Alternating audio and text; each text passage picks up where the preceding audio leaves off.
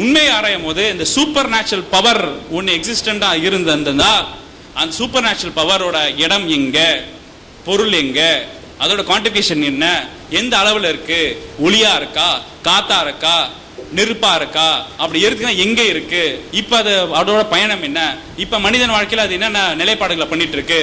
இது மாதிரி 6 கோடி மக்கள் இருக்கும் தமிழ்நாட்டில். அந்த 6 கோடி மக்கள் நிலையில வாழ்க்கையிலும் எப்படி அதை ஒரு இனங்களையும் சிந்தனைகளை செயல்படும், அப்படி செயல்பட சாத்தியக்கூறுகள் இருக்கா என்று கேள்விகள் எழுப்ப விடையை காண்கிறதுதான். இப்ப அதை கேட்கும் போது அந்த விடை எக்ஸாக்டா கொடுத்தா அந்த விடை எப்படி நீங்க கொடுக்குறீங்க, ஏன் கொடுக்கிறீங்கன்னு அனலைஸ் பண்றதுக்கான பகுத்தறிவு கொள்கை.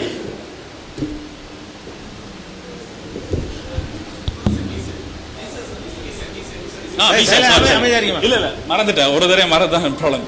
இப்ப ஐயா முடியை பத்தி சொன்னாங்க. இப்ப பாத்தீங்கன்னா பரிணாம வளர்ச்சி இயற்கையின் அடிப்படையில குளிரான சமுதாயத்துல வாழ்ந்த மிருகங்கள், ஏற்கனவே சொன்னேன், நம்மளாம் warm blooded animals. Warm blooded அனிமல்ஸ்னா நமக்கு எப்பொழுதும் பாடி டெம்பரேச்சர் 37 டிகிரி செல்சியஸ் தான் இருக்கும். இப்போ ஜுரம் ஏதாவது வந்தா நம்ம டெம்பரேச்சர் வச்சு பார்க்குறோம், அது 38, 30, 40 டிகிரி வரைக்கும் போகும்.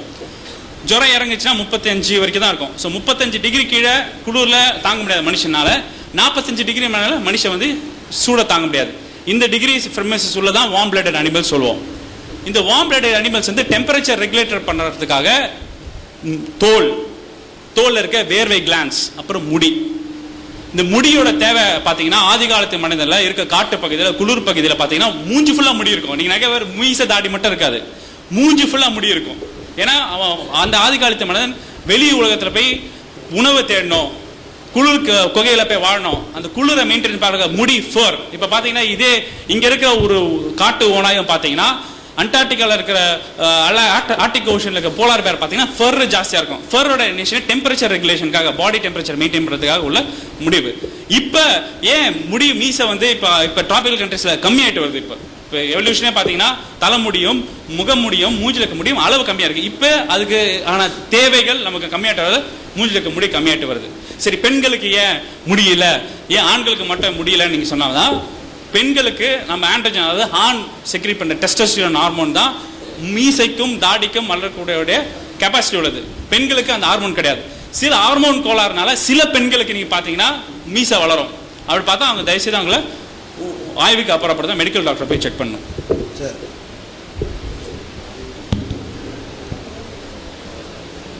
பெரியார் சொல்றாரு, சமத்துவத்துக்கும் அறிவுக்கும் எங்கெல்லாம் வேலை இல்லையோ அங்கெல்லாம் நாத்திகம் முளைக்கிறதுன்னு. அன்பால் எல்லையற்ற அருளாளன், எல்லையற்ற அன்பாளன், அல்லாவின் முன்னாடி எல்லோரும் சமந்தான் என்று நீங்க சொல்றீங்க. ஆனா நான் கண்ணால பார்த்த வரைக்கும் ஒரு பெரிய பாயி, ரெக்சன் கடை பாயி, ரெயின்போ ரெக்சன் கடை வச்சுக்கிற பாயி மதியம் 1 மணிக்கு பிரியாணி சாப்பிட்றாரு. நான் குடியிருக்கிற பகுதி பக்கத்தில் யானைக்கவுனின்னு இருக்குது, யானைக்கொலனு, அந்த பக்கத்தில் பீடி சுத்துற பாய் மதியானம் சிங்கிள் டீயும் பொறையும் சாப்பிட்றாரு. அல்லாவின் முன்னாடி எல்லோரும் சமந்தான்னா ஒரு பாய் பிரியாணி சாப்பிட்றாரு, ஒரு பாய் சிங்கிள் டீ சாப்பிட்றாரு. அப்ப சமத்துவத்துக்கும் அறிவுக்கும் எங்க வேலை இல்லையோ அங்க நாத்திகம் முளைக்கிறதுன்னு பெரியார் சொன்னாரு. அது ஒண்ணு. ரெண்டாவது ஒண்ணுன்னா, ஐயா பேசும்போது கடவுள் இருக்குதா இல்லையான்றதை கேட்டுக்கினே இருந்தார். இதுதான் நமக்கு விவாதம் அப்படின்னு. ஆனா ஐயா பேசும்போது நான் கவனிச்சேன். அப்போ ஒரு செய்தி சொல்றாரு ஐயா. பெரியார் திராவிடன் சொன்னாரு, நீங்களாம் திராவிடன்றீங்களே, இது தேவையில்லாத இது செய்தி. இது ஐயா சொல்லும் போது இது எனக்கு உண்மை புரியல. ஏன் சொன்னாருன்னா, அவங்க கடவுள் இல்லைன்றாங்க, நீங்க கடவுள் இருக்குதுன்றீங்க. இருக்குதா இல்லையான்றதுக்கு மட்டும் பேசுங்க. திராவிடன் ஏன் சொன்னார் பெரியார்ன்றது நீங்க தனியா காட்டீங்கன்னா என்ன கேட்டா உடனே நானே பதில் சொல்றேன். ஐயா கேட்கணும்னு அவசியம் இல்லை. பெரியார் திராவிடன் இந்த அல்லாவின் முன்னாடி எல்லோரும் சமந்தான்றதுக்கு எனக்கு விளக்கம் சொன்னா, இதை வச்சு எனக்கு கடவுள் இல்லைன்றதுக்கு ஒரு சிம்பிளா சொல்லிட்டு முடிக்கிறேன். அதாவது இரண்டாவது கேள்வி நீங்கள் கேட்டதுக்கு காரணம், எந்த ஒரு விஷயத்தையும் துவக்கத்திலிருந்து கேட்டால் தான் புரியும். நீங்கள் முதல் அமர்வுக்கு வரல, அவர் என்ன சொன்னாலும் உங்களுக்கு தெரியாது. அவர் சொன்னதை கேட்டவங்களுக்கு தான் என்னுடைய ஆன்சர் வழங்கும். நான் பதில் தான் சொன்னேன். அது எதுக்காக பெரியாரை எடுத்தோம், அவர் பெரியாரை என்ன சொன்னாருங்கிறத நீங்கள் கேட்கறதுக்கு ஃபர்ஸ்ட் அமர்வுக்கு வரல. நீங்கள் சாயந்தரத்து அமர்வில் வந்துக்கிட்டு நான் பதில் சொல்கிறது மட்டும் கேட்டால் உங்களுக்கு அனலைஸ் பண்ண முடியுமா? அவர் தான் பெரியாரை இழுத்தார். பெரிய ஆமாம், திராவிட என்னண்டாரு, அவர் மாதிரி யாருக்கு பதில் சொல்ல இயலாதுன்றாரு. அப்போ எடுத்து வச்சதுக்கு நான் பதில் சொல்லும்போது அவர் எடுத்து வச்சு நீங்கள் கேட்கலையில, அதனால உங்களுக்கு டிஃப்ரெண்டாக தெரியுது. சரியா? அதனால் அதையும் கேட்டு பார்த்துட்டு இந்த பதிலையும் கேளுங்க, அது டேலி ஆகி போயிடும். இல்லை, அதான் அந்த ஒரு கேள்வி சொல்கிறேன், ரெண்டாவது சொல்கிறேன். நீங்கள் அதாவது திராவிட அது இல்லை, அதுக்கு அந்த என்ன சொன்னார்னு கேளுங்க, ஆன்சரையும் கேளுங்க, அப்போ க்ளீனாக போயிடும். அடுத்து என்னென்னு கேட்டால் 2 பாயை சொல்கிறார். ஒரு பாய் வந்து நல்லா பிரியாணி சாப்பிட்றாரு, ஒரு பாய் பிடி சுத்துற பாய் இருக்காருங்கிறாரு. இந்த மாதிரி இடத்துல நாத்திக நுழையும் அப்படின்னு பெரியார் சொல்கிறார். இப்போ நாத்திகம் இந்த மாதிரி இடத்துல நுழைஞ்சி வீரமணி சாப்பிட்ற சாப்பாடு தான் நீங்கள் சாப்பிட்றீங்களோ, நாத்திகம் நுழைஞ்சி இதையெல்லாம் மாற்றி இல்லை அதுக்கு தான் நுழையுங்கிறீங்க. நாத்திக நுழையுங்கிற இடத்துலையும் அதே தான் நடந்துக்கிட்டு இருக்குது. நாத்திகன் நுழையுங்கிற இடத்துலையும் இதே மாதிரி கூட சம்பாதிக்க நல்லா தான் இருக்கிறான், கம்மியாக சம்பாதிக்க டாக்டர் இருக்கிற மாதிரி தான் அவர் இருப்பாரா, மற்றவங்க இருப்பீங்களா? டாக்டருடைய வருமானம் அவருடைய தகுந்தவாறு அவர் ஒரு வாழ்க்கை நடத்துவார், காரில் போவார். நீங்கள் வந்து சைக்கிள்லேயோ ரிக்ஷாவிலையோ நடந்து தான் நீங்கள் போவீங்க. அப்போ நாத்திகன் நுழைஞ்சி உங்க ஒரு காரில் அவர் ஏன் ஷேர் பண்ணிக்கிற மாட்டேங்கிறாரு? இதுக்கு நாத்திகத்துக்கு நுழையிறது சம்பந்தமே இல்லை. பெரியார் சொன்னதுல இதுலையும் சென்ஸ் கிடையாது. அதாவது செயல் தவறுன்னு சொல்லுங்க, அது இதுக்கு தான் நாத்திக நுழையும்னா நாத்திக நுழைஞ்சு என்ன வாங்கிக்கணும், நீங்க சரி ஆக்கி போடணும். அதாவது டாக்டர் போற அதே காரை வந்து எல்லாத்துக்கும் வாங்கி கொடுத்துட்டு பார்த்தீங்களா நாத்திக நுழைஞ்சு கரெக்ட் பண்ணிருச்சுன்னு சொல்லணும். உங்க ஆர்குமெண்ட் வந்து அந்த இடத்துல நாத்திக நுழைய வேண்டிய தேவையில்லை, நுழைஞ்சும் ஒன்றும் ஆவலை. அதே ஏற்றத்தாழ்வோ அதே வித்தியாசம் கொஞ்சம் மாறுபட்டு இருக்கிறத தவிர சமமாக எல்லாம் இல்லை. நீங்க சொல்ல அந்த பிரியாணி அந்த சாதா கஞ்சிங்கிறது எல்லாத்துலையும் இருக்கிறது. நாத்தியம் பேசுகிற எத்தனை பேர் வந்து கஞ்சிக்கு செத்து இருக்கிற ஆட்கள் எனக்கே தெரியும், கிராமங்களில் நான் பார்த்துருக்கிறேன். அவரே சாப்பாட்டுக்கு செத்துருப்பாரு. வசதியான நாத்திகம் பேசுகிறவங்களும் எனக்கு தெரியும். சரி, இப்போ நீங்கள் அளவற்ற அருளாளன்னு சொல்லக்கூடியவங்க ஏன் இப்படி செய்யணும் அப்படிங்கிற கடவுள் வந்து அளவற்ற அருளாளன் தானே நீங்கள் கேட்குறீங்க. அப்போ இதெல்லாம் அந்த அடுத்த தலைப்புக்குள்ள விஷயமா இருந்தாலும் கேட்டால் நாங்கள் சொல்லணும். இது மேட்ரு என்னன்னு கேட்டால் இஸ்லாத்தினுடைய கான்செப்டை பற்றி நீங்கள் புரிந்து கொள்ள வேண்டும். இந்த உலகத்தில் கடவுள் வந்து ஏற்றதாழ்வாக படைத்திருப்பது தான் இந்த கடவுள் மறுப்புக்காரங்களுடைய பெரிய வாதமாக இருக்குது. லாஜிக்கு அறிவியலும் கிடையாது, அது உள்ளத்தில் ஆழமாக பதிஞ்சு இருக்கிறது. கடவுள் இருந்தால் ஏன் நான் ஏன் பணக்காரன், அவன் ஏன் ஏழை, அவன் ஏன் நோய், நான் ஏன் நோய் இல்லை, அது ஏன் திருட்டு பையில பார்த்து தடுக்க, அதுதான் அடிப்படையான விஷயமாக இருக்கிறது. இது எங்கள் இஸ்லாத்தை பொறுத்த வரைக்கும் மற்ற மதங்கள் கடவுளை அறிமுகப்படுத்துவது போல படுத்துவதாக நினைத்து கொண்டு இந்த கேள்வி கேட்குறீங்க. எங்கள் மதத்தில் என்ன சொல்லுதுன்னு எங்கள் மதத்தில் நீங்கள் அறிந்து கொள்ளணும். எங்கள் மதத்தை பொறுத்த வரைக்கும் என்ன சொல்லப்படுதுன்னு கேட்டால், இந்த உலக வாழ்க்கை அற்பமான வாழ்க்கை நாங்கள் வாழ்கிறோம். இந்த அல்பமான வாழ்க்கைக்கு பிறகு இன்னொரு வாழ்க்கை, அதெல்லாம் வந்து மறுமை சம்பந்தப்பட்ட தலைப்புல வரும், அதுக்கு உள்ளதில்லை. அந்த ஒரு வாழ்க்கையை நாங்கள் அடுத்து வாழ இருக்கிறோம். அப்போ இறைவன் என்ன சொல்றாருன்னா உங்களுக்கு சுதந்திரம் கொடுக்குறார். நீ நல்லவனா போனாலும் நல்லவனா போய்க்க, கெட்டவனா போனாலும் கெட்டவனா போய்க்க, அறிவுரையை நான் சொல்லுவேன். நீ ஒழுங்கா நடந்தேன்னு சொன்னா அதுக்கு வந்து பரிசு வந்து இங்கே கிடைக்காது, ஒழுங்கா நடந்ததுக்கான பரிசு நான் மறுமையில் தருவேன் அப்படின்னு தான் எங்கள் மார்க்கம் எங்களுக்கு சொல்லி தருகிறது. இந்த அடிப்படையில் நீங்கள் பார்க்கும்போது அது விரிவாக வளர்க்குறது நாளைக்கு விவாதத்தில் எதிர்கேள்விலாம் கேட்பாங்க. இப்போ நாங்கள் என்ன சொல்கிறோம்னு கேட்டால், எங்கள் மதம் எங்களுக்கு என்ன சொல்லுதுன்னா, பிரியாணி சாப்பிட்றாருல பாய் அவருக்கு சொல்லுகிறது, அட நீ மட்டும் திங்காதடா, அறிவுரை தான் சொல்லும். மதம் என்ன செய்யும், எங்கள் மதம் அறிவுரை தான் சொல்லும், கட்டாயப்படுத்தி சொல்லாதீங்க. அறிவுரை வச்சு பரிச்சை மாதிரி கேட்குறியா கேட்கலையா, ஒழுங்காக நடக்கிறியா நடக்கலையா, அதுக்கெல்லாம் மார்க் உண்டு, அதுக்கெல்லாம் ஒரு தண்டனை உண்டுன்னு நாங்கள் நம்புகிறோம். இந்த அண்டசராசரத்தை ஒன்றுமில்லாத படைச்சவர் ரெண்டாவது படைக்கிறது வந்து சின்ன விஷயம், அதனால் அந்த ரெண்டாவது படைக்கிற மறுமை தலைப்பில் வரும். பேசிக் என்ன தெரியுமா, இதில் அளவற்ற அருளாளனை எந்த வகையிலும் பாதிக்கலை. நிறைய வச்சுக்கிறவனை நல்லா கொடுப்பா, நீ மட்டும் திங்காதப்பா, 40 ஒன்று கம்பல்சரியாக கொடுப்பா, விரும்பின அளவு கொடு, 3ல் 1க்கு அதிகமாகாத வகையில் 1/3 உள்ள எவ்வளோ நாள் அள்ளி அள்ளி கொடு. இன்னும் சொல்ல போனால் நீங்கள் ஒரு பாயையும் பார்த்தீங்கல்ல, நெஞ்சில் நீங்கள் கை வச்சு சொல்ல வேண்டும். என்ன சொல்லணும் தெரியுமா, இந்த ஏழைகளை கவனிக்கிற விஷயங்கள்ல எங்க சமுதாயம் இருக்கிறதனுடைய அளவு என்ன, வேற வேற சமுதாயங்கள் இருக்கிறது என்ன நீங்க பார்க்கணும். அள்ளி கொடுக்கிற விஷயத்திலையும் அடுத்தவர்களை அரவணைக்கிற விஷயத்திலையும் உதவுற விஷயத்திலையும் நீங்க பார்த்த 2 பாய் அப்படி இருந்தாலும் 2க்கு மேற்பட்ட நிறைய பாய் வேற மாதிரி இருக்கிறாங்களே, நீங்க அதை வந்து நீங்க என்ன சிந்திச்சு பார்க்கணும். 4 பேருக்கு தான் செய்வோம், அதை நீங்க அது மாதிரி செஞ்சு பார்க்கணும். ஆனால் பெரியார் என்ன பண்ணாருன்னு கேட்டா, பிச்சை தர்மம் செய்யறது பாவ, தர்மமே செய்யாத, பிச்சையே போடாத அப்படின்னு தான் இறக்கமே படாதுன்னு சொன்னார். அதெல்லாம் அந்த பெரியாரை பத்தி பேசும்போது வரும். அப்போ இறக்கமே படாத, கொடுக்கவே செய்யாதுன்னு அவர் சொன்னார் பாருங்க. அதுதான் அங்கதான் நாத்திகம் நுழையணும், அங்கதான் நாத்தியம், அங்கதான் வந்து கடவுள் மறுப்பு வந்து அடிபட்டு போகணும், அங்கதான் ஆன்மீகம் நுழையணும். என்னடா ஒத்துனுக்கு ஒன்று கொடுக்காதுங்கிறாரு, பிச்சை போட வேணாங்கிறாரு, இல்லாதவனுக்கு கொடுத்து உதவுனா தான் அவன் முன்னேறுவான்னு சொல்லியிருக்கணும். அதனால எங்க மார்க்கத்தை பொறுத்த வரைக்கும் அளவற்ற அருளாளன் என்கிறதுக்கு மாற்றம் இல்லாதனால தான் எங்களுக்கு ஒரு நம்பிக்கையை இஸ்லாம் விதைக்கிறது, எங்க மனசை பண்படுத்துகிறது. எந்த அரசாங்கம் கட்டளை இடாமலேயே 2.5% அப்படி லட்ச கோடியா வந்தாலும் அள்ளி கொடு, எவனு கேட்க முடியாது கொடுக்காட்டி, அவனால் கொடுக்க வைக்க முடிகிறது. பெருநாள் தினத்தில் எல்லாரும் பண்டிகை கொண்டாடுவாங்க. நீங்க கூட பொங்கல் பண்டிகை கொண்டாட சொல்றீங்க. எங்க மதத்தில் மட்டும்தான் அனைவரும் பெருநாள் கொண்டாடுறதுக்கு செட்டப் இருக்கிறது.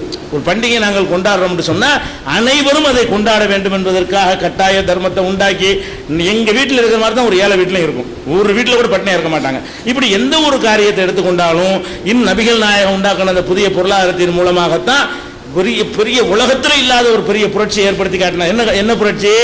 நாட்டு மக்கள் அத்தனை பேருடைய கடனுக்கும் நாம் பொறுப்பாளின்னு சொன்னார் நபிகள் நாயகம். அந்த பொருளாதாரத்தினால தான், அவர் கொண்டு வந்த திட்டத்தினால. நமக்கு அரசாங்கம் கடனை தலையில துமத்தி வச்சுட்டு போயிருக்கலாம். ஒவ்வொரு நாட்டிலையும் பார்த்தீங்கன்னா குடிமக்களுக்கு பல்லாயிரம் கோடி கடன் இருக்குது. பல ஆயிரம் கோடிகள் நம்ம 8,000 கோடி 10,000 கோடி நம்ம கடன் கொடுத்தா தான் இந்தியாவோட கடனை அடையும்ங்கிறான். நபிகள் நாயகம் உண்டாக்கின இந்த ஜக்காத்து சதக்கா இன்னும் நிறைய பொருளாதாரம், அது இஸ்லாமிய பொருளாதாரம் தனியாக விஷயங்கள், அந்த மாதிரி செய்து ஏழைகளுடைய வறுமையை விரட்டி வறுமை இல்லாத ஒரு உலகத்தான் உண்டாக்கி காட்டுறதுக்கு ஒரு சித்தாந்தங்களை வழிவகுக்குது. ஆனால் எப்படி வழிவகுக்குன்னா, விரும்பி ஏற்றுக்கிட்டா உனக்கு நல்லதுப்பா, விரும்பாட்டி உன்னை பார்க்க வேண்டிய இடத்துல பார்த்துக்கிறேன். அது மறுமையை நம்பாதவங்களுக்கு டிஃபரெண்டா தெரியும். ஆனா இது மனித நேயத்துக்கு எதிராக வரல. இந்த நம்பிக்கை கேடு செய்யலை எங்களுக்கு. நீங்க சொல்லுமா அளவற்ற அருளாளன் இருக்கிற மாதிரி நிறைய வாரி வாரி வழங்கக்கூடியவங்களை நாங்க தானே இருக்கிறோம். யாரை விடவும், எந்த சமுதாயத்தை விடவும் வாரி வாரி வழங்குறது நாங்க தான் முன்னில் நிற்கிறோம் என்பதை நீங்களே நெஞ்சில கை வச்சு பார்த்து அறிந்து கொள்ளலாம். முஸ்லீமாக இல்லாத மற்ற சகோதரர்கள் சொல்லுவாங்க, உங்க சமுதாயம் தான் தூக்கி விட்டுருவீங்க, கவனிச்சிருவீங்க, நிப்பாட்டிடுவீங்க அப்படின்னு சொல்ற அளவுக்கு எங்களுடைய நிலைமை இருக்கிறது. அஸ்ஸலாமு அலைக்கும். 2 கேள்வி. ஒன்று டாக்டருக்கு. டாக்டர் வந்து பரிணாம தத்துவத்தை பற்றி சொல்லும்போது, குரங்கு வந்து பழங்களை பறிப்பதற்காக கைகளை உயர்த்திய காரணத்தினால தான் கை வந்து நம்முடைய கை மாதிரி வந்துச்சு அப்படின்னு, மரத்தை பிடிக்கிறதுக்காக அப்படின்னு சொன்னீங்க. குரங்கு வந்து மரத்தின் மீது தாவக்கூடிய ஒரு விலங்காகவே இருக்கும்போது அது பிடிக்க வேண்டிய அவசியம், பறிப்பதற்கு முயற்சிக்க வேண்டியது ஒன்றும் இல்லை.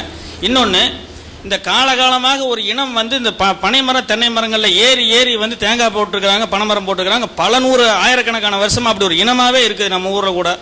அப்படி இருக்கிற அந்த மக்கள் வந்து குரங்காகவே இருந்திருந்தால் தேங்காய் போடுறது சௌரியமாக இருந்திருக்கும். இல்லாமல் ஏன் மனுஷனா மாறினவனாவது அந்த முயற்சி செஞ்சு வளர்ந்தாவது இருக்கலாம் மரத்தினுடைய உயரத்துக்கு. அதுவும் வளரலை. இன்னைக்கு வரைக்கும் அவன் தத்தி தான் ஏற.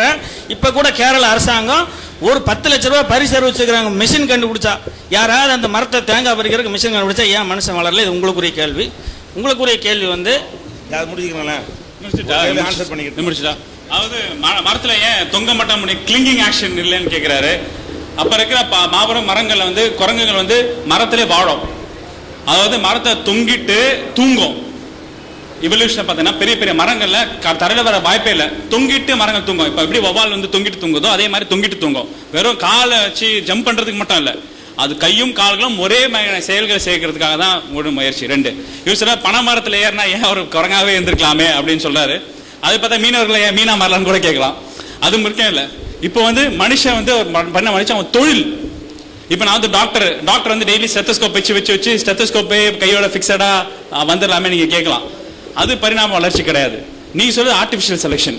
இப்போ தொழில் ரீதியாக காலகாலமாக நம்ம 2000 வருஷமா விவசாயம் பண்ணிட்டு இருக்கோம். 15 வருஷமா இருக்கிற மாற்றங்கள் வந்து 20,000 வருஷம் 30,000 வருஷம் பரிணாம வளர்ச்சியோட மாற்றங்கள் இயற்கை முடிவு செய்ய வேண்டியதுனால தான் மாற்றம் தவிர மனுஷனா முடிவு செஞ்சு மாற்றம் அமையாது. பிறகு பொருளாதார அடிப்படையை பேசினாரு. வறுமையின் அடிப்படை தான் பாவம் தென்னை மரத்தை ஏறதுக்கு வசதி பத்தல. அவனோட சமுதாயத்தில் இருக்க தளத்துல, அவனோட ஈழ்வான நிலையில, ஒடுக்கப்பட்ட சமுதாயத்துல ஒரு படிப்பறிவு இல்லாம அந்த தொழிலை காலகாலம் பண்ணிட்டு தான் அடிப்படை. அவனை முன்னேற்ற பத்திரத்துக்கு இப்போ இடஒதுக்கீடுக்கான கொள்கைகள் வந்திருக்கு, அவன் படிப்பதற்கான காரணக்கூறியர்கள் வந்திருக்கு. அதனால அவன் மேம்படுறதுக்கான சக்திகளை தவிர குரங்கா மாத்திரம் அவன் முன்னேறினான்ற கான்செப்ட் இல்லை. இப்போ அவர் சகோதரர் ஒருத்தர் பேசும்போது குரானுங்கிற ஒரு புத்தகத்தை எடுத்து அதுலேருந்து வாசித்து காட்டினாரு. முஸ்லீம் அல்லாத மக்களை வெட்ட சொல்லி சொல்லுது குரானில் அப்படின்னு சொல்லி. அப்படி குரானில் வெட்ட சொல்லியிருந்தா உண்மையிலுமே நாமெல்லாம் வருத்தப்படணுமே. அதுக்குண்டான விளக்கத்தை கொடுக்கும். முஸ்லீம் அல்லாதவர்களை அதில் வெட்ட சொன்னதாக சொல்லலை. என்னை ஏற்றுக்கொள்ளாதவர்களை வெட்டுங்கள், துண்டு துண்டாக வெட்டுங்கள், கண்ட இடத்தில் வெட்டுங்கள்னு எழுதியிருக்கு. சரி, முஸ்லீம் அல்லாதவர்களை அதில் சொல்லலை. நீங்கள் சொல்லக்கூடாது. அவர் கேட்டாரு, நான் சொல்லிடுறேன், நீங்கள் பார்த்துக்கிறேன்.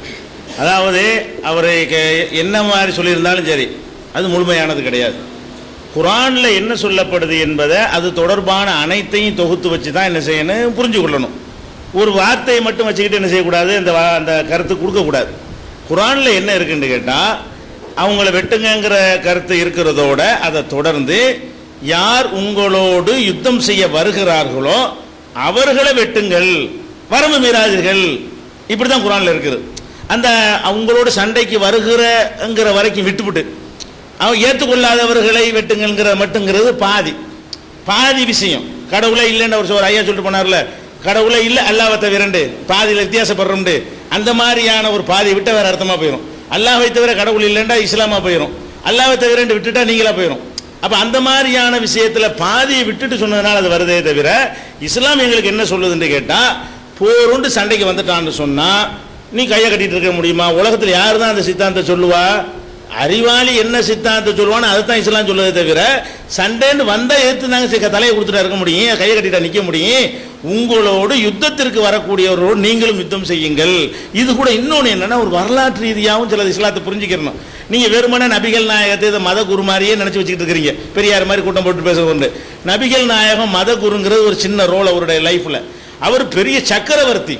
அவர் இந்த அடிபட்டு உதப்பட்டு அவர் மரணிக்கிற நேரத்தில் உலகத்திலேயே பெரிய வல்லரசு இஸ்லாமிய வல்லரசு தான். அதை உண்டாக்கிட்டு தான் இறந்தார். முகமது நபி வெறுமனை பிரச்சாரம் பண்ணிட்டு போகல, பிரச்சாரம் பண்ணி இந்தியாவுடைய நிலப்பரப்பு மக்கள் தொகையில் நிலப்பரப்புக்கு நிகரான ஒரு நிலப்பரப்பை கையகப்படுத்தி பாரசீக ரோமாபுரி வல்லரசுகள் அன்னைக்கு இருந்துச்சு, அந்த 2 வல்லரசுகளை வீழ்த்தி அதை விட ஒரு பெரிய வல்லரசுன்னு உண்டாக்கிட்டு போனார். ஒரு ஆட்சி அதிகாரத்தில் இருக்கக்கூடியவருக்கு போர் தர்மத்தை சொல்லணும். மக்கள் போய் ஆயுதம் எடுத்துட்டு வெட்டுங்க நாங்கள் சொல்லப்படவே இல்லை. அது கவர்மெண்ட்டுக்கு செய்யக்கூடிய ஒரு உத்தரவு, அரசாங்கத்துக்கு சொல்லக்கூடிய ஒரு உத்தரவு. அரசாங்கம் நீங்கள் நடத்துறீங்க, எதிர்த்து சண்டைக்கு வருவான், பெண்கள் இருப்பாங்க, குழந்தைகள் இருப்பாங்க. ஒரு அரசாங்கம் அவங்கள பாதுகாக்க கடமைப்பட்டிருக்கிறீங்க. சண்டைக்கு வந்தால் வெட்டுங்க, துண்டா வெட்டுங்க அப்படின்னு தான் நீங்களும் சொல்லணும், நாங்களும் சொல்லணும். பெரியாரை கொண்டு இந்தியாவுடைய பிரதமர் ஆக்கினாலும் பாகிஸ்தான் சண்டைக்கு வந்தால் இதுதான் அவரும் சொல்லுவார். அப்போ உங்களை கொண்டு டாக்டரை கொண்டு பிரதமர் ஆக்கி வச்சுவிட்டு இந்த பாகிஸ்தான்காரன் அல்ல சீனாக்காரன் சண்டைக்கு வந்து அவர்தான் சொல்லுவார். அப்போ இது யுத்த காலத்தில் அது நபிகள் வரலாறு உங்களுக்கு தெரியல. மேம்போக்கு அப்படி ஒரு வரி இந்த குரான் புக்கு போட்டுக்காரங்கிறாங்களா, நாளைக்கு சொல்லுங்க புக்கில் எல்லாம் ஒவ்வொரு வரி. ஒட்டுமொத்த நபிகள் நாயண்டா என்ன, குரான் எந்த நேரத்தில் உள்ளது, திருட்டுனா கையை வெட்டுங்கன்னு குரானில் இருக்குது. நீங்கள் போய் கையை வெட்ட முடியுமா? அரசியல் சட்டத்தில் அது கொண்டு வரணும்னு இஸ்லாம் சொல்லுது. ஒரு கவர்மெண்ட் உண்டாகும் பொழுது செய்ய வேண்டிய காரியம். ஒரு அரசாங்கம் என்ற வகையில் சண்டைக்கு வரக்கூடியவர்களை எதிர்த்து சண்டை செய்யுங்க, அது லிமிட் தாண்டாதீங்க என்று சொல்வது அற்புதமான ஏற்கத்தக்க அறிவுபூர்வமான போர் நெறியா, பைத்தியக்காரத்தனமா, இது வன்முறையா? இதை வச்சுக்கிட்டு வெடி கொண்டு வைக்கிறான்னு ஒரு கிறுக்கன் சொன்னாண்டு அதை ஆதாரம் எடுத்து காட்டலாமா? அவனும் விளங்காம இந்தியாவுடைய சொல்லியிருக்கான் ஒரு கிறுக்கன். அவனும் அதை நினச்சிக்கிட்டு சேர்ந்து போகணுங்கிற ஒரு ஆள் எழுதி. அதெல்லாம் நாங்கள் பழைய காலத்தில் படித்து அந்த புக்கான் தான் வாங்குறது பார்த்தேன். இதெல்லாம் படித்து கரைச்சி பிடிச்ச உருப்படியான வாதமும் இல்லை. எல்லாம் துண்டா பாதியாக எடுத்துக்கொண்டு என்ன செய்கிறாரு அவர் அந்த புஸ்தகத்தில் பேசியிருக்கிறார். அதன் அடிப்படையில் சொல்றீங்களே தவிர இது யுத்தங்களை இந்த வசனம் அப்படி இருக்கும். காத்தில் உள்ளதீனை காத்தில் உனக்கும், உங்களோடு சண்டைக்கு வருபவர்களை எதிர்த்து யுத்தம் செய்யுங்கள். வலா தாத்தது, அதுலையும் வரம்பு மீறாதீர்கள். இன்னல்லாஹ லா யுஹிப்புல் முஅ்ததீன், வரம்பு மீறுபவர்களை அல்லாஹ் நேசிக்க மாட்டான். யுத்தத்திலையும் நீ முந்திராத, அடிக்க வந்தா திருப்பி அடி. ஒரு அரசாங்கம் இப்படி சொன்ன இது வன்முறையா? ஒரு அரசாங்கத்துக்கு இப்படியான ஒரு ஆர்டர் போட்டால் இது வன்முறையா? இது ஒரு அற்புதமான ஒரு வாழ்க்கை நெறியா? இதான் விஷயம். இல்ல இல்ல அப்படி சொல்லக்கூடாது, வாதமா போக கூடாது. மறுபடியும் இப்ப நான் சொல்ல ஆரம்பிச்சிருவேன். உங்கள்கிட்ட கேட்டா நீங்க, என்கிட்ட கேட்டா நான். அதான் உங்கள்கிட்ட கேட்கிற நீங்க சொல்லுங்க, என்கிட்ட கேட்கிற நான் சொல்றேன். ஐயா பிஜே அவர்களிடம் இந்த கேள்வி கேட்கிறேன். இந்த அரங்கில் நடப்பது என்ன? விவாதம். இறைவன் இருக்கிறானா, இறைவன் இல்லையா? இதற்கு முதலில் கடவுள் மறுப்பு இயக்கம் தான் முதலில் பேச நீங்கள் அனுமதி தந்தீர்கள். அவர்கள் ரொம்ப துரிதமாக ஒரு சொடக்கு போடும் செகண்ட், அந்த செகண்டுக்குள்ளே அவர்கள் கடவுள் இல்லை என்பதற்கு அரிய பெரிய ஆதாரங்கள்லாம் சொல்லவில்லை. சின்ன சின்ன ஆதாரங்கள், சின்ன சின்ன உதாரணங்கள் சொன்னார்கள். ஆனால் இதுவரையுமே கடவுள் இருக்கிறார் அப்படி என்று நீங்கள் எதுவுமே சொல்லவில்லை. எனக்கு அதுவும் புரியவும் இல்லை. இது பாத்தீங்கன்னா காலையிலிருந்து இப்ப வரைக்கும் லைவா எல்லாரும் டெலிகாஸ்ட் பண்ணிட்டு இருக்கீங்க, எல்லாம் போட்டுட்டு இருக்கு, எல்லாரும் உலக மக்கள் அனைவரும் பார்த்துட்டு இருக்காங்க. இது மறுபடியும் போட்டு கேட்கலாம். அப்புறம் பாத்தீங்கன்னா கடவுள் மறுப்பு இயக்கத்திலிருந்து அவர்கள் சார்பில் பேசினார்கள். என்ன பேசினார்கள்? கடலில் இருந்து இறை தேடுவதற்காக மணலுக்கு கரையேறி வந்த மிருகம் டெவலப்மெண்ட் ஆகி, ஸோ அப்போதான் கை காலெல்லாம் நிமிந்து, எலும்பு முதுகு தண்டெல்லாம் நிமிந்து வந்தது. அப்படி என்று ஒரு சித்தாந்தத்தை அவர் சொன்னார்கள். என்றாலும் நீங்கள் அதை வந்து ஒரு ஏற்றுக்கொள்ள மறுத்து, ஸோ அப்படி என்றால் வந்து பார்த்தீங்கன்னா கரையேறி எதற்காக வந்தார்கள்? கரையேறி தேடி வந்தால் அங்கு எப்படி இறை கிடைக்கும்? கடலில் இல்லாத ஒரு இறையா வந்து தரையில் கிடைத்து விடும் அப்படி என்று கேட்டீர்கள். அது வந்து மனிதனால் உருவாக்கப்பட்ட விதை, மனிதனால் உருவாக்கினால்தான் அதற்கு இறை உண்டு, அதற்கு தானியம் உண்டு என்று நீங்கள் கூறுகிறீர்கள். அப்படி என்றால் கடவுள் இல்லை என்று உங்கள் வாயினாலே கூறிக்கொண்டு விட்டீர்கள். எப்படி என்றால் மனிதன் தான் விதைக்கிறான், அறுவடை செய்கிறான், மனிதன் தான் உணவை தருகிறான், கடவுள் தரவில்லை என்று நீங்களே தீர்மானமாக சொல்லிவிட்டீர்கள்.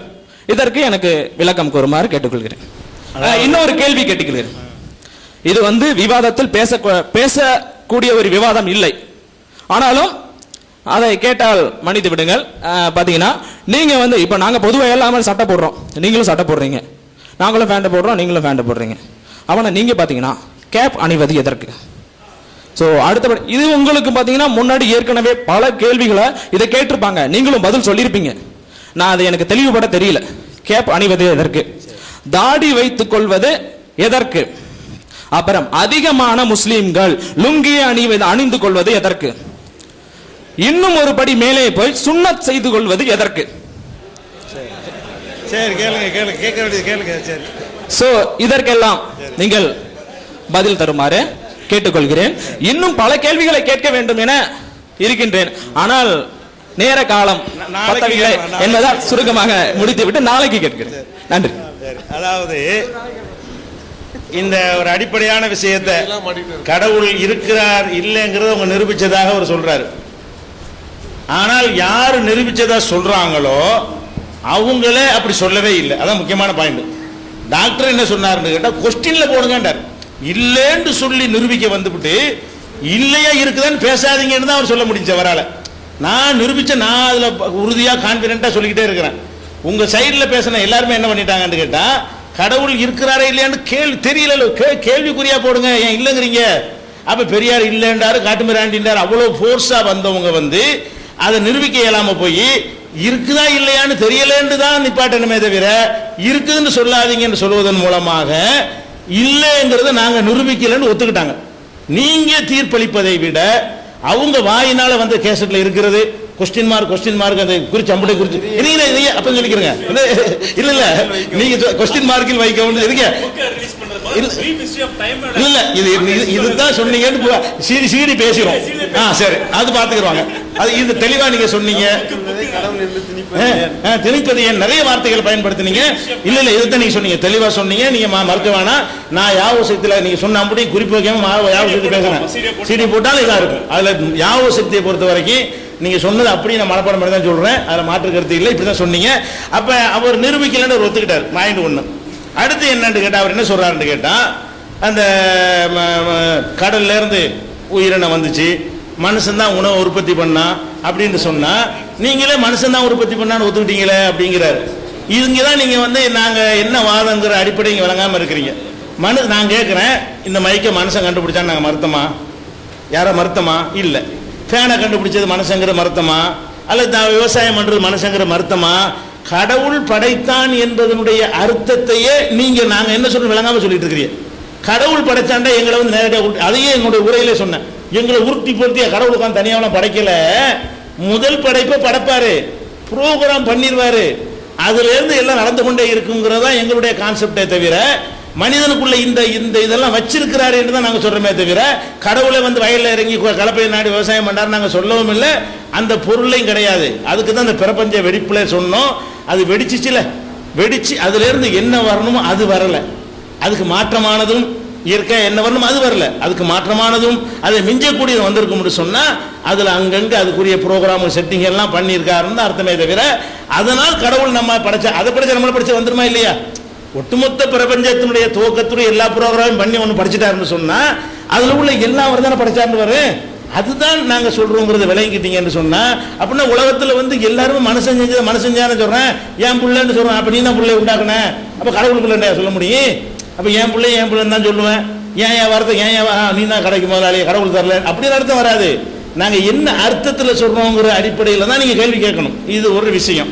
அடுத்து என்னன்னு கேட்டால், நான் வந்து இந்த பரிணாமத்தில் உள்ள கேள்வியில் வந்து ரெண்டாவதாக தான் கேட்டேன்.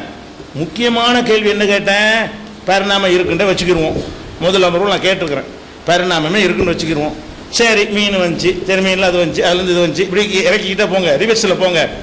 கடைசியில் போய் ஒன்று முடிப்பீங்கல்ல, அந்த இது எப்படி வந்துச்சுன்னு தான் முக்கியமான பாயிண்ட். இந்த பிரபஞ்சத்தில் எப்படி வந்து ஒன்றும் இல்லாமல் இருந்து வெடிச்சுன்னு சொன்னீங்களோ, ஒன்றும் இல்லாமல் ஒரு உயிரினம் வந்துச்சுன்னு பார்த்தீங்களா, அதான் முக்கியமான டாபிக்கு.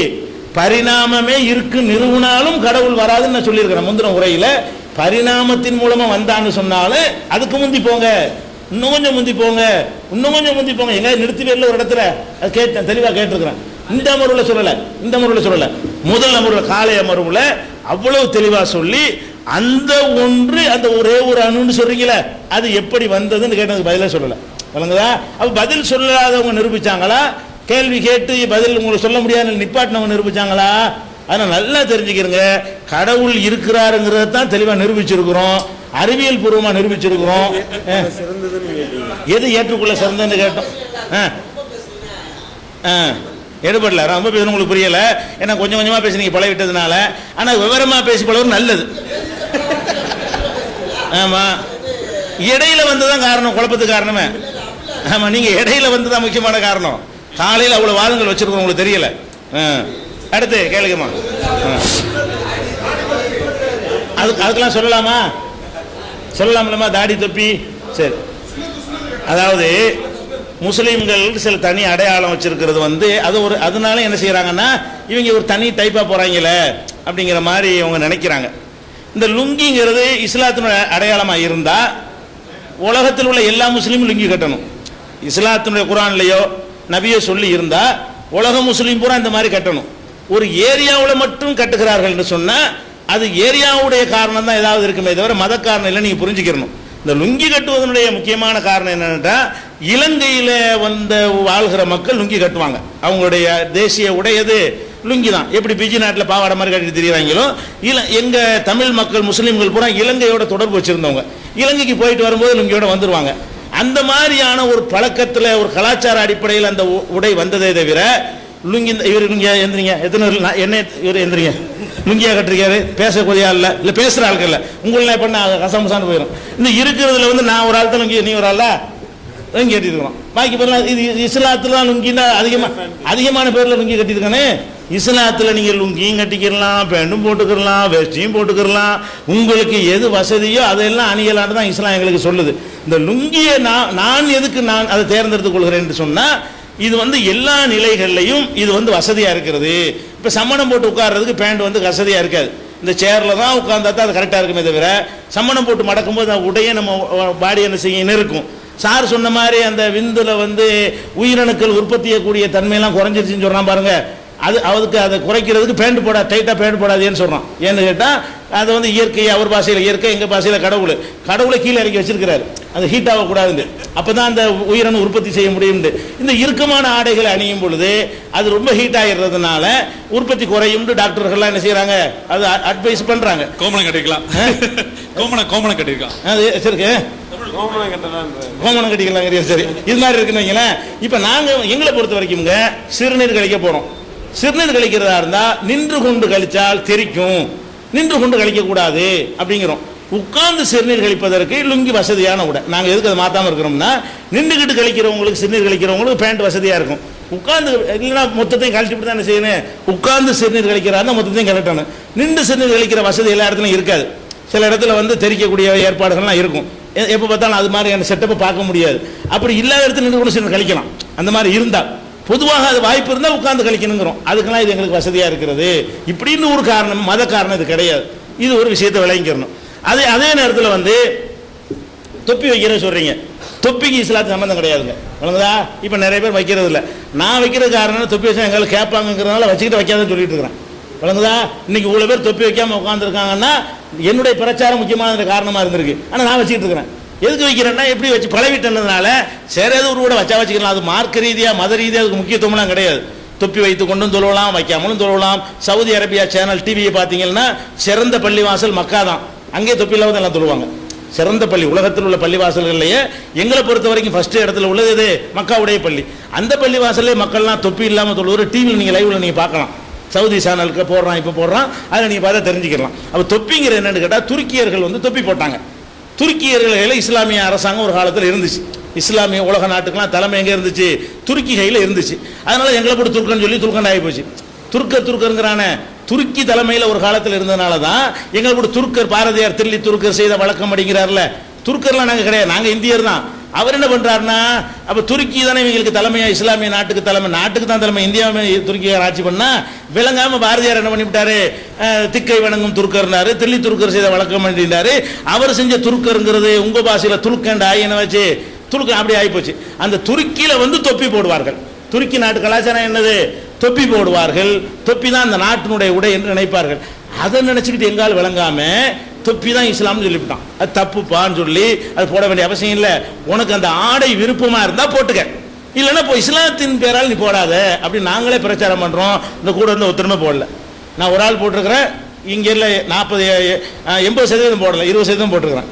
மக்கள் எடுத்துக்கிட்டீங்கன்னா அந்த சதவீதம் கூட இல்லை. மொத்தத்திலே 4 பேர் போட்டிருக்காங்க, 3 பேர் போடாமல் இருக்கிறாங்க. பள்ளிவாசலும் இதே மாதிரி நிலைமை தான். அதெல்லாம் மாற்றிக்கிட்டு வர்றோம். இது ஒரு விஷயம். அடுத்து என்ன, இந்த சுன்னத்து பண்ணுறது கேட்குறீங்க. சுன்னத்து பண்ணுறதுங்கிறது வந்து எங்கள் மார்க்கத்தில் சில விஷயங்கள் சொன்னால் அந்த காலத்தில் அறிவியல்லாம் சொல்ல முடியாது, செய்யாதுன்னு தான் சொல்லப்படும்.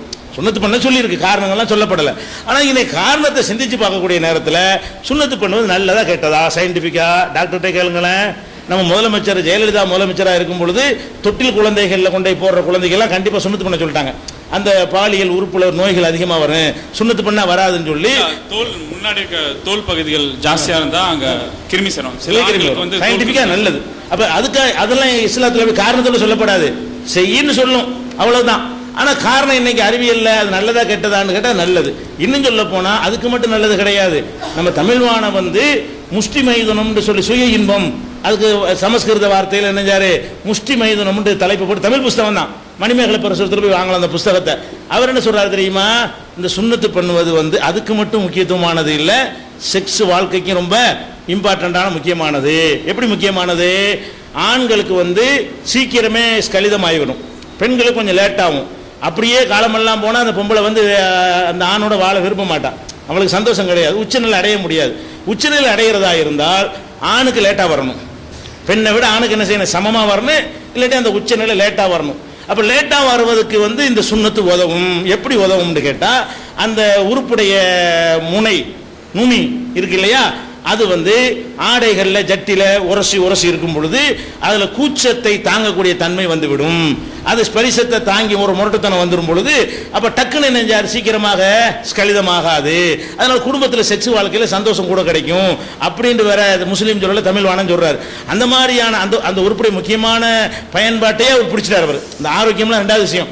அந்த உறுப்பு எதுக்கு படைக்கப்பட்டது, முக்கியமான தேவை நிறைவேறுவதாக இருந்தால் இதுதான் நல்ல ஒரு விஷயம்னு சொல்லி என்ன செய்யறாரு? தமிழ் வானம் சொல்றாரு. இது இப்போ கண்டுபிடிச்சிடுறாங்க. இப்படியே குரான்ல இருக்கான்னு கேட்டக்கூடாது. குரான்ல இருக்கிற சுன்னத்து பண்ணுங்கன்னு தான் இருக்கும், ஹதீஸ்ல அப்படி தான் இருக்கும். இதெல்லாம் கண்டுபிடிச்சிடுறாங்க, ஏற்றதா இருக்குது. யூதர்கள் பண்ணுவாங்க, யூதர்களுக்கு முந்தையும் பண்ணியிருக்கிறாங்க, ஆபிரகாமே பண்ணார்னு சொல்லி பைபிளில் இருக்கிறது, அதெல்லாம் இருக்கு. அப்போ இது சுன்னத்து விஷயம். இந்த தாடி மீசையை பொறுத்த வரைக்கும் நம்ம இஸ்லாம் என்ன சொல்லுதுன்னு கேட்டால், ஆண்கள் பெண்கள் அவரவர்களுக்கு தனித்தனியான அடையாளத்தோடவே வந்து கடவுள் படைச்சிருக்கிறாரு. உங்க கருத்துல இயற்கையில் எப்படி இருக்குது? இருக்கிற உண்மை தானே. ஆம்பளைக்கு தான் தாடி வருது, பொம்பளைக்கு வரமாட்டேங்குது தானே. ஆம்பளைக்கு தான் மீசை வருது, பொம்பளைக்கு இருக்கு. இது யதார்த்தமானது. இயற்கையில் இருக்குன்னு நீங்க சொல்லி கொண்டாலும் சரி, இறைவன் அதை செஞ்சான்னு சொல்லி கொண்டாலும் சரி, இருக்கிறது உங்களுக்கு மறுக்க இயலாது. இஸ்லாம் என்ன சொல்லுதுன்னா, ஆண் என்பதற்கென்று உள்ள ஒரு அடையாளங்கள் ஆண் இழக்க வேணாம், பெண் என்பதற்கென்று உரிய ஒரு அடையாளங்களை வந்து பெண்கள் இழக்க வேண்டாம். ஆணுக்கு மட்டும் தானே வருது, ஏன் ஆம்பளைக்குன்னு வர்றது ஏன் தேவையில்லாமல் போட்டு சிறைச்சி எக்ஸ்ட்ரா செலவு தானே. பெரியார் கூட அந்த சேவிங்ஸ் எல்லாம் மிச்சப்படுத்துறதுக்கு தாடி தானே வச்சாரு.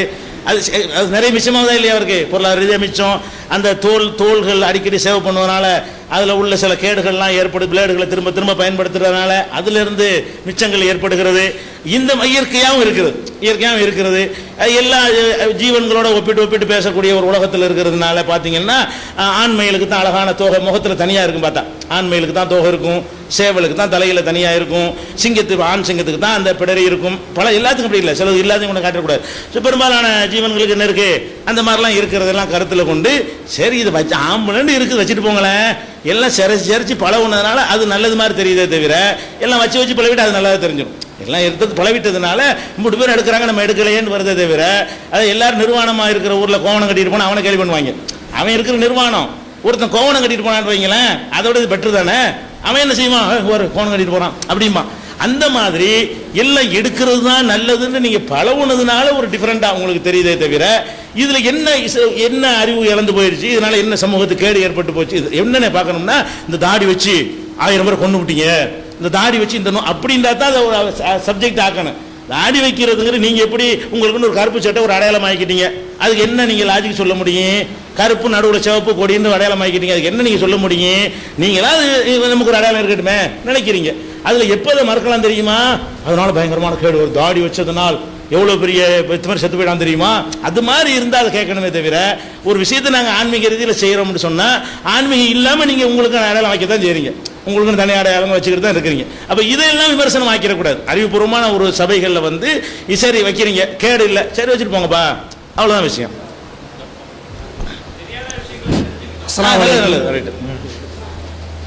காலையிலேருந்து பிக் பேங் தியரியை பற்றி தான் ஒரே ஆய்வாக இருந்துச்சு.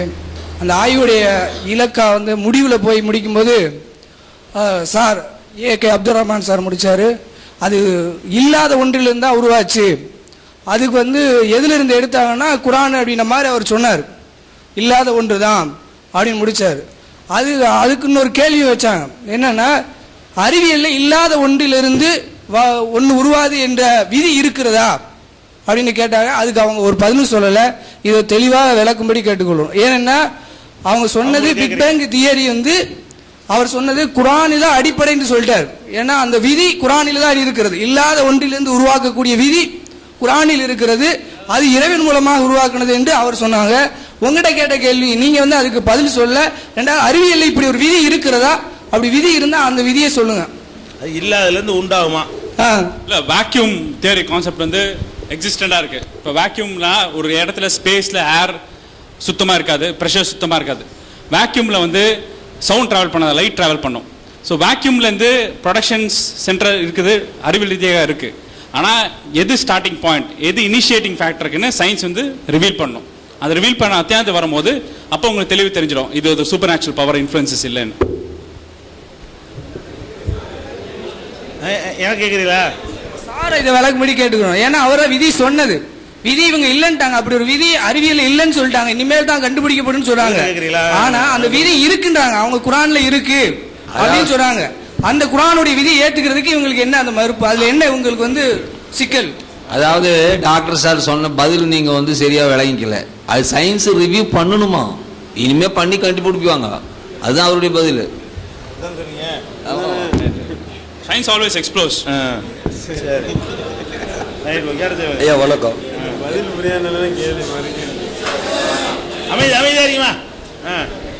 ஐயா வணக்கம்.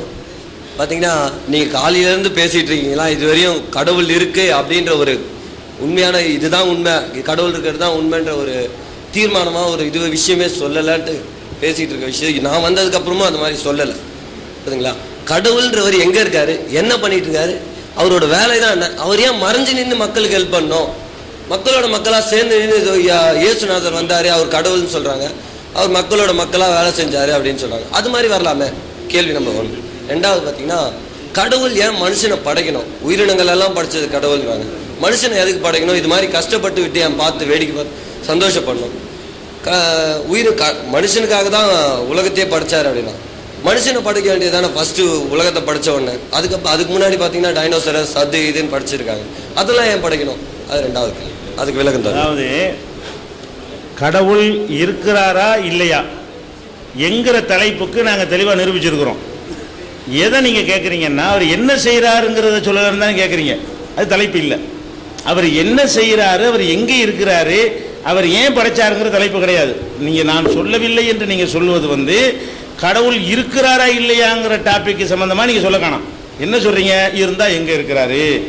முதல் விஷயம் என்னன்னு கேட்டால், நம்ம அறிவை கொண்டு சிந்திச்சு பார்த்து இந்த மாதிரி ஒரு விதி நம்ம அறிவியல் சூன்யத்தில் ஒன்று வர இயலாதுன்னா, அதில் பயங்கரமான ஆற்றல் சக்தியெலாம் இருக்குன்னு சொன்னால் அந்த மாதிரி ஆற்றல் சக்தி எல்லாம் இயற்கையாக வெடித்திருந்தால் வராது என்று சொன்னால், அப்போ நம்மளை மிஞ்சின ஒரு சூப்பர் பவர் இருந்து தீர்மானம் செஞ்சிருந்தால் மாத்திரம்தான் நடக்குங்கிறத கொண்டு நாங்கள் நிரூபிச்சிருக்கிறோம் கடவுளை. இப்போ உங்களுடைய கேள்வி என்னன்னா, கடவுள் இருக்கிறார்னா எங்கே இருக்கிறாரு, எப்படி இருக்கிறாரு, அவர் இருக்கிறாருன்னா ஏன் நம்மளோட வர வேண்டியதானே அப்படின்னு கேட்குறீங்க. இதில் வந்து நிறைய விஷயங்கள் இருக்கிறது. கடவுளை வந்து நீங்கள் வர வேண்டியதானு சொல்கிறீங்க. இப்போ எங்களுடைய நம்பிக்கை பிரகாரம் அண்ட சராசரங்களுக்கெல்லாம் மேலே தான் இருக்கிறாருன்னு நாங்கள் நம்புகிறோம் இல்லையா. அண்ட சராசரங்களுக்கு மேலே பிக் பேங் தியரி ஏற்பட்டுச்ச, அப்போ அதுலேருந்து ஒரு நட்சத்திரத்திலிருந்து புறப்பட்ட ஒரு வெளிச்சம் இன்னும் பூமிக்கு வந்து சேரல. எது சேரல?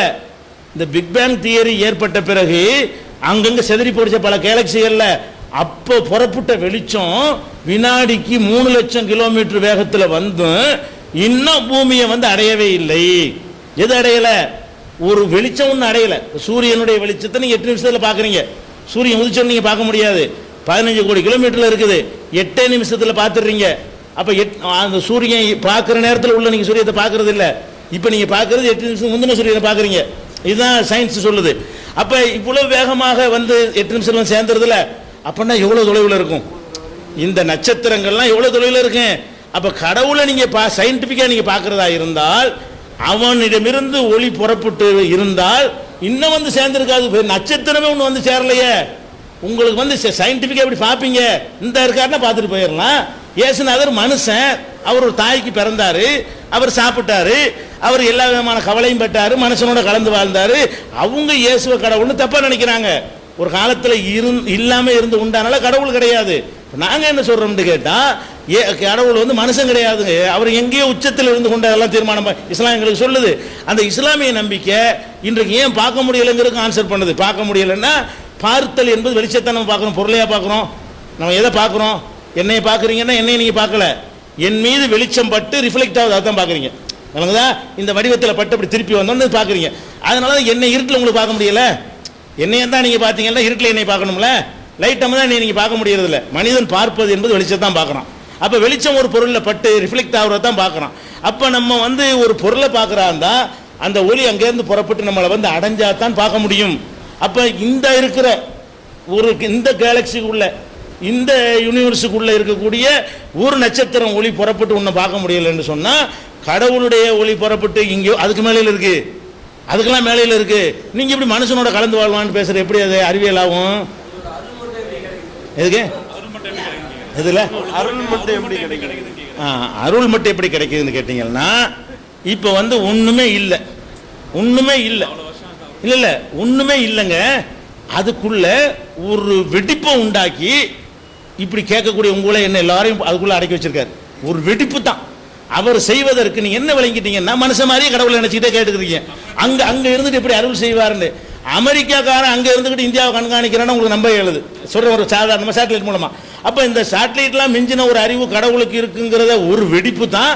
அதுக்குள்ள நம்ம அறிவு திகைச்சு போய் இன்னென்ன இவ்வளவு செட்டிங், இவ்வளவு ப்ரோக்ராம், இவ்வளவு அதிசயங்கள், இவ்வளவு அதுக்குள்ள அடக்கி இருக்கக்கூடிய ஒருத்தருக்கு அங்க இருந்து கொண்டு அவர் உங்களை கண்காணிப்பார். நல்லா விளங்கிக்கிறேன்னு. அவருக்கு நீங்க திரை எல்லை போட இயலாது. நீங்க அவரை பார்ப்பதற்கு அது வந்து உங்களை அடையணும். அவர் கடவுளாமா? அல்ல அல்ல அல்ல அல்ல நாங்க அல்லான்னு சொல்றோம். அரபி அல்லாஹ்ங்கிறது அரபியில் கடவுளுக்கு உள்ள ஒரு வார்த்தை. வழங்குதா? அதுக்கு வந்து நீங்க பேரை வந்து இறைவன் கூட சொல்லிக்கலாம். அந்த பாருங்க, அல்லா இருக்கான்ற தலைப்பு போடல, இறைவன் இருக்கதான் போட்டிருக்கோம். அல்ல அரபி சொல். வழங்குதா? அது என்ன நான் சொல்றேன் இல்ல இல்ல இல்ல கேட்கிறேன். என்ன இதுல ஹலோ, நாளைக்கு நீங்க விவாதத்துக்கு அடுத்து போட்டுக்குவோம். இப்போ மணி 9 ஆக போகுது. ஒரே ஒரு கேள்வி லாஸ்டா முடிச்சுக்குவோமா?